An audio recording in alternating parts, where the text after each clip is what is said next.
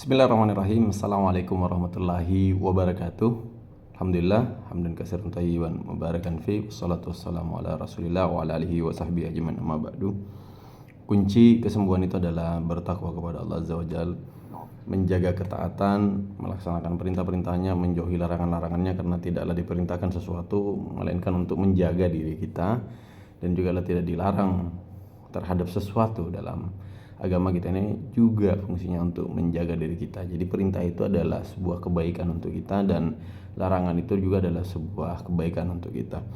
Kunci kesembuhan adalah bertakwa kepada Allah, karena hanya dengan bertakwa kepada Allah kita akan diantar ke tempat di mana kita bisa sembuh, atau kita akan diantar bagaimana kita bisa sembuh, yang bahkan teman-teman tanpa perlu, bahkan ada yang tidak mengetahui ilmunya, bahkan tidak mengetahui caranya, tidak mengetahui prinsipal sembuh itu seperti apa, tapi Allah Azza wa Jalla menginginkan kesembuhan baginya, maka dia diantar ke jalan-jalan menuju kesembuhannya.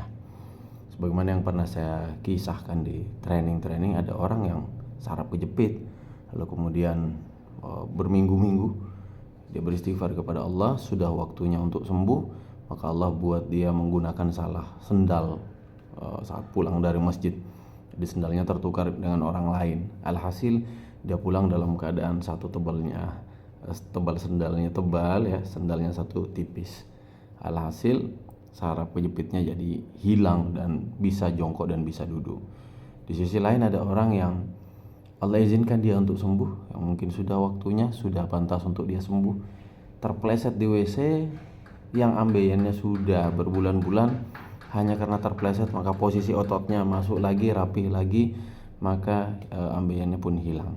Dia nggak pernah mengetahui ilmu entah-entah, dia tidak pernah mengetahui ilmu exercise, tapi dia akan diantar. Begitu juga dengan pola makan kita, ketika kita tawadu bertakwa, kita akan diantar kepada ilmu-ilmu kebaikan yang nanti kita praktikkan, atau kita akan diantar kepada kebaikan-kebaikan sehingga terpraktikanlah sesuatu yang baik yang bahkan tidak kita ilmui, tidak kita ketahui hakikatnya. Ada orang yang, contoh misalnya, ada orang yang susah hamil ya, karena sama-sama bersuhu dingin, wallahu alam ya, sama-sama bersuhu dingin, panjang ceritanya. Tapi kemudian pengobatannya adalah mereka berdua harus mengkonsumsi yang panas-panas. Bismillah ta'ala, sudah waktunya Allah izinkan mereka untuk mempunyai keturunan, maka Allah jadikan mereka berdua itu selalu mengkonsumsi yang panas-panas. Mereka tidak mengetahui tentang ada ilmu yang seperti itu. Mereka hanya mengkonsumsi, kenapa ya? Bawaannya mau makan yang panas-panas terus. Bawaannya mau makan seblak, nasi goreng, soto, daging-dagingan dan seterusnya. Itu semua karena taufik Allah. Nah, kemudian kalau kita sudah tahu bahwa setiap penyakit itu pasti ada obatnya, tidaklah diturunkan sebuah penyakit melainkan pasti ada obatnya. Ada yang diberitahu dan ada yang tidak diberitahu. Maka yang tidak diberitahu ini adalah orang yang belum sampai waktunya, orang yang belum pantas disembuhkan, atau memang hakikatnya Allah sedang menjaga dia supaya tidak sembuh, karena lebih berbahaya ketika sembuh. Allah sedang menjaga dia supaya tidak mendapatkan kesembuhan itu. Allah menjaga dia supaya dia tidak kaya, supaya dia tidak sukses, karena bisa jadi lebih berbahaya.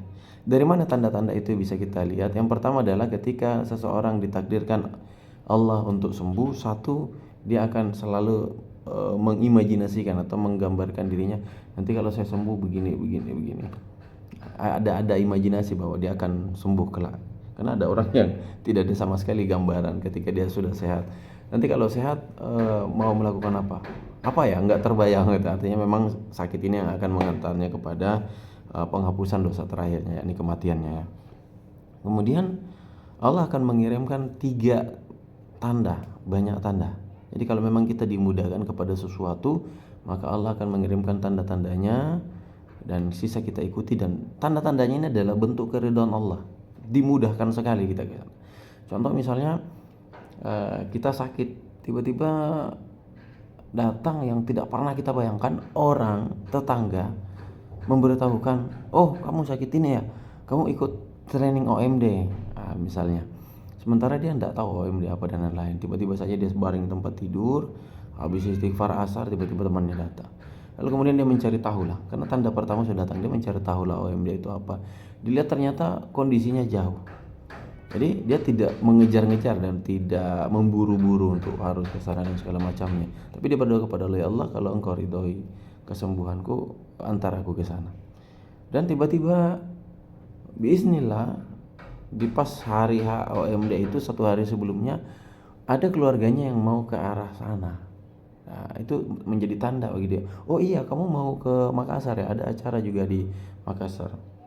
Nah, karena dia sudah membaca tanda itu, dia akan bertanya, bisa saya ikut? Nah, maka temannya, ya Pak, bisa ikut. Akhirnya ke Makassar lah dia. Ini bukti tanda bahwa Allah meridhoi. Allah meridhoi itu artinya Allah menginginkan, Allah mentaufiki dia untuk seperti itu. Dan akhirnya mudahlah kesembuhan dia datang. Jadi bisa dibedakan teman-teman. Kadang kita itu berdoa, yang doa kita itu kita tidak tahu bisa membahayakan dan memburukkan kepada kita, sehingga di sisi Allah tidak dikabul bentuk itu, malah diganti dengan yang lain atau disimpangkan di akhirat. Tapi bisa dipaksakan, iya bisa dipaksakan, diminta, didoakan, diikhtiarkan, maka Allah akan kasih. Allah akan kasih apa yang kita minta, apa yang kita ikhtiarkan, Allah akan kasih. Tapi Allah tidak menjamin itu baik atau tidak, karena kamu memaksa minta. Makanya doa yang terbaik itu adalah meminta kebaikan kepada Allah Azza wa Jalla. Allah, berikanlah aku yang terbaik dengan ilmumu, dengan kodrahmu, dengan kekuasaanmu.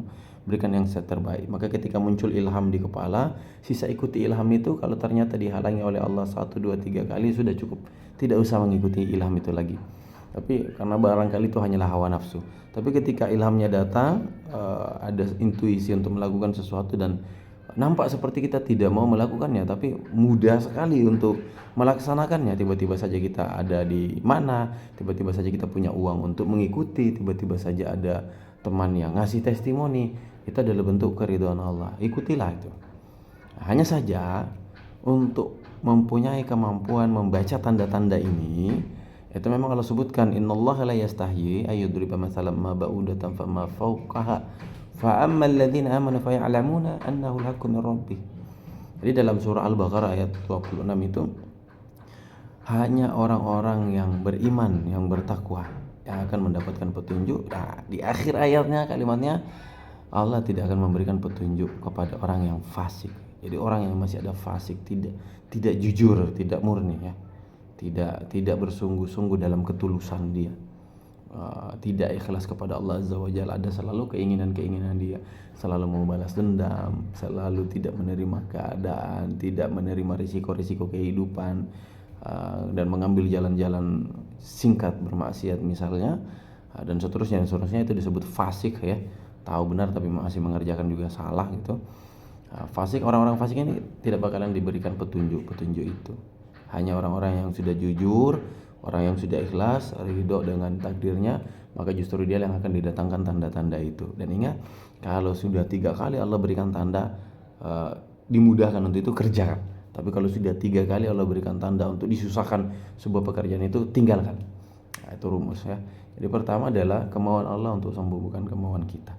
Jadi kadang Allah kasih kita gambaran, misal dihentak-hentak, dibekam, di apa, itu hampir-hampir sembuh. Alhamdulillah, bahkan sembuh beberapa bulan, tapi kemudian sakit lagi. Artinya apa? Allah pengen ngasih lihat terapi itu sudah benar. Hanya saja Allah maksudnya, Allah belum menginginkan kesembuhan untuk kita. Jadi bersabarlah, karena itu akan lebih baik untuk kita. Sebenarnya dalam kisah ada perempuan yang kena penyakit ayan. Itu minta doa sama Nabi, perempuan hitam ya, yang dijamin surga, masuk surga, dikisahkan para sahabat. Ya Rasulullah, minta kepada Nabi, ya Rasulullah, doakan saya supaya saya sembuh. Tapi ternyata Nabi memberikan pilihan, kamu mau didoakan sembuh atau kamu mau bersabar saja dan bagimu surga. Jadi memang ada seperti itu. Jadi bagaimana menyikapi antara, jadi gimana nih, apakah saya harus berobat atau saya harus pasrah saja, ikuti ilham yang muncul.